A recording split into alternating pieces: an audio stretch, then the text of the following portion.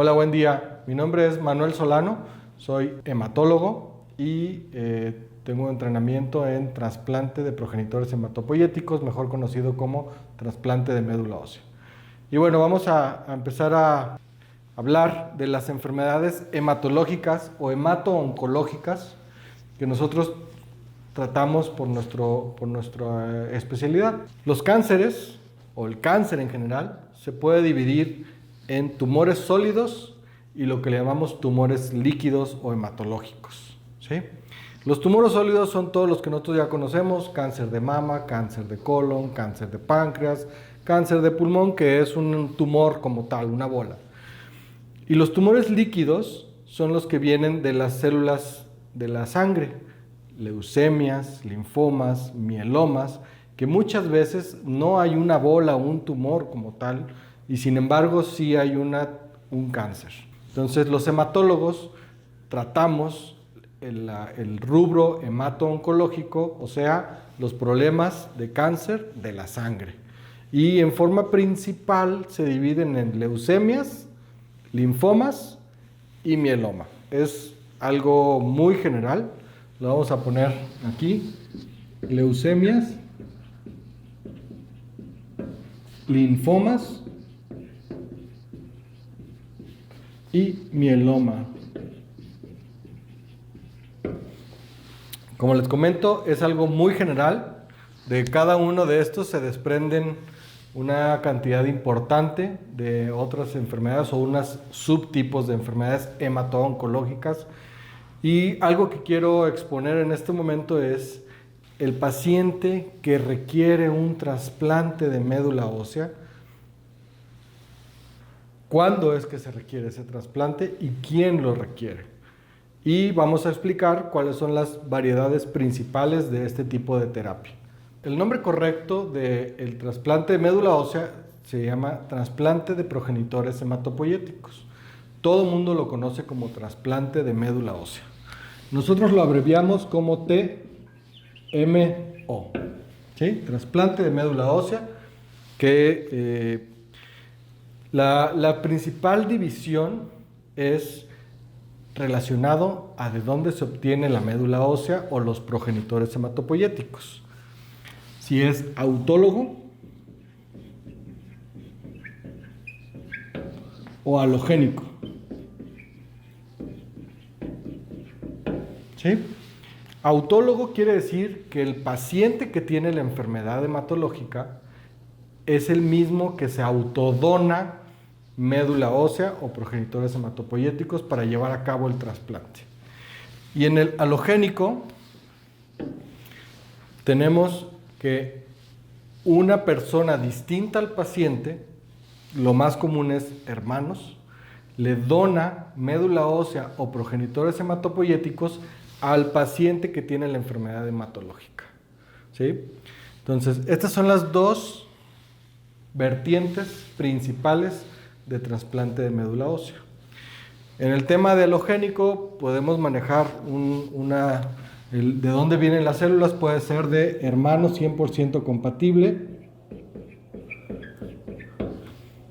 donador no relacionado 100% compatible, donador relacionado menos del 100% de compatibilidad, haploidéntico.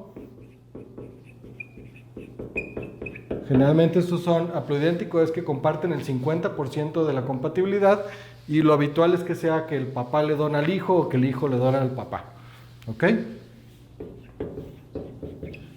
Donador singénico, cuando es un hermano gemelo, ¿no? Entonces sí podemos diferenciar de dónde provienen las células madre y cuánta compatibilidad tienen el donador con el receptor, ¿sí? Y evidentemente, pues el autólogo, pues no hablamos de compatibilidad porque es uno mismo, se dona, no tiene que ver. Ahora, ¿en qué pacientes voy a hacer un trasplante de médula ósea? Creo que es algo importante, independientemente de que si sea donador 100% compatible, 30%, 50, 70, 90, 100, relacionado, no relacionado. Un ejemplo del donador no relacionado son todos estos lugares donde hacen bancos de información. Un ejemplo, voy a dar el anuncio, se llama Be The Match, en el cual a nivel mundial hacen un banco de información de potenciales donadores de médula ósea. Y si algún paciente necesita un trasplante y no tiene un donador familiar, un hermano, un papá, un hijo que le pueda donar por X razón, se busca en estas grandes bases de datos en todo el mundo donde hay alguien que sea compatible con él y le pueda donar médula ósea. ¿Ok? Ese es el donador no relacionado.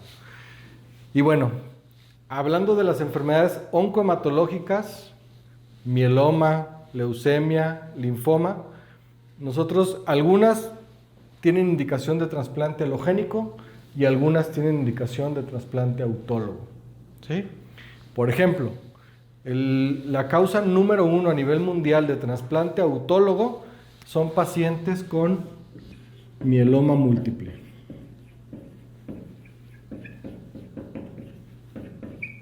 Si nosotros evaluamos las estadísticas de cuántos trasplantes se hacen autólogos a nivel mundial y por qué enfermedad llevó al paciente a un trasplante autólogo, el número 1 es mieloma múltiple. ¿Sí? Son pacientes que reciben quimioterapia, luego reciben el trasplante autólogo y luego reciben un mantenimiento después del trasplante autólogo. Ese es como que el caminito que llevan estos pacientes. Otras enfermedades que llevan al paciente a un trasplante autólogo en general son los linfomas, ya sea Hodgkin o no Hodgkin, los dos tienen indicaciones. Generalmente no se indican de un inicio, se indican a pacientes que recibieron tratamiento, mejoraron y por X o Y razón la enfermedad vuelve a aparecer, es cuando se indica el trasplante autólogo. Y la principal causa de trasplante alogénico son las leucemias agudas. ¿Sí? Las leucemias agudas, que son enfermedades sumamente catastróficas y que requieren un tratamiento muy intensivo, es la principal causa de trasplante alogénico. ¿Sí? Son pacientes que se diagnostican, se empiezan a tratar con quimioterapia o inmunoterapia cuando es factible. Cuando logramos que la enfermedad desaparezca, es cuando hay que buscar el trasplante. ¿Sí?